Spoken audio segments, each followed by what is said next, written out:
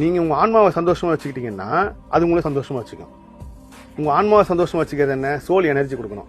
Soul energy என்னன்னா மெடிடேஷனில் நீங்கள் எவ்வளோக்குள்ள நீங்கள் ஆன்மாவை ஹாப்பியாக வச்சுக்கிறீங்களோ, நீங்கள் கஷ்டப்பட்டு ஒரு வருத்தத்தை நினச்சிங்கன்னா உங்களுக்கு அதை உடனே அதை சரி பண்ணும். யார் அதுக்கு துன்பத்துக்கு காரணமாக இருந்தாலும் அவன் ஆன்மாவோட போய் பேசி அதை சரி பண்ணும். நீங்கள் ஒருத்தர் நினச்சி பயந்துட்டு இருக்கீங்க, ஐயோ இவன் இப்படி பண்ணுறானோ, ஐயோ இப்படி பண்ணோம், அவன் ஆன்மா கிட்ட போய் பேசி இல்லை இவன் நல்லவன், இவன் இப்படி பண்ணுவான்னு சொல்லிட்டு நீங்கள் இந்த மெடிடேஷனில் இன்னும் ரொம்ப டீப்பாக போக நான் சொல்ல நான் தேடை மெடிடேஷனில் கிட்டத்தட்ட 20 ஸ்டேஜ் முடிச்சு.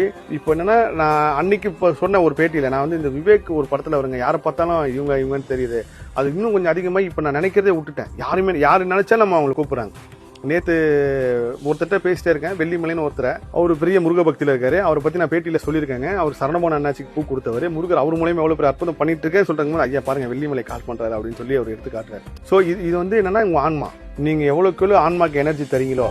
இப்போ ரீசெண்டாக நம்ம ஒரு குறிப்பிட்ட சேனல் தாண்டி வேற எந்த சேனல் பேசுறது இல்லைங்க. அது காரணம் என்னன்னா, நிறைய பேர் நினைச்சிருக்கேன் நம்ம ஏதோ தலகணத்தில் போய் கொடுக்காம போலாம் கிடையாது. எனக்கு முருகர்கிட்ட பண்ணி இதுதான், நான் எது பண்ணாலும் சரி முருகர்கிட்ட உத்தரவு கேட்பேன். ஆமோன்னு அந்த பண்ணுவேன், இல்லைன்னு வந்து அது என்ன சூழ்நிலைனாலும் சரி இல்லை தான். அப்படி இருக்கும்போது திருவண்ணாமலைக்கு நான் போய் அங்கே ஒரு தம்பி ஒருத்தர் இருக்கு, அப்படி அவர்கிட்ட ஒரு விஷயம் பேசும்போது தான் ஃபர்ஸ்ட் வருஷம் அந்த வார்த்தையை நான் பயன்படுத்தினேன். சோல் எனர்ஜிக்கு அதிகமாக சார்ஜ் கிடைக்கிற இடம் பார்த்தா திருவண்ணாமலை. ஏன் எங்க இருக்கிற சாதுக்குள்ள அங்கே வந்து உட்காராங்க, ஏன் தியானம் பண்ண அங்கே மட்டும் தான் உங்களுக்கு அந்த ஏன் நீங்க கிரிவாலம் 11 போறாங்க பௌர்ணமி அன்னைக்கு ஒரு 10 லட்சம் பேர் போறாங்கன்னு வச்சுங்களேன். அந்த 10 லட்சம் பேர்ல ஒரு 1 லட்சம் பேருக்கு மட்டும்தான் அவன் கேட்டது நிறைவேறும். மிச்சம் 9 லட்சம் பேருக்கும் ஒரு சார்ஜ் கிடைக்கும். நிறைவேறிச்சோ இல்லையோ அதை பார்த்துக்கலான்ற ஒரு சக்தி கிடைக்கும், ஒரு புத்தி கிடைக்கும். அவன் அது வந்ததுக்கு அப்புறம் அதை செயலாக்க பண்ணிடுறான். அதுக்கப்புறம் திரும்ப ஆன்மா தேடும், திரும்ப கிரிவாலத்துக்கு போவோம். நீங்க ஒரு மொபைல்ல 0% சார்ஜ் ட்ரை ஆகி நீங்க சார்ஜ் போறதுக்கும் ஒரு 20-30% சார்ஜ் போறது வித்தியாசம் இருக்குல்ல. ஃபுல் ட்ரை ஆனதுக்கப்புறம் போட்டோன்னு டக்குன்னு ஏறாது, கொஞ்ச நேரம் கழிச்சதுக்கு அப்புறம் தான் 1% காட்டும்.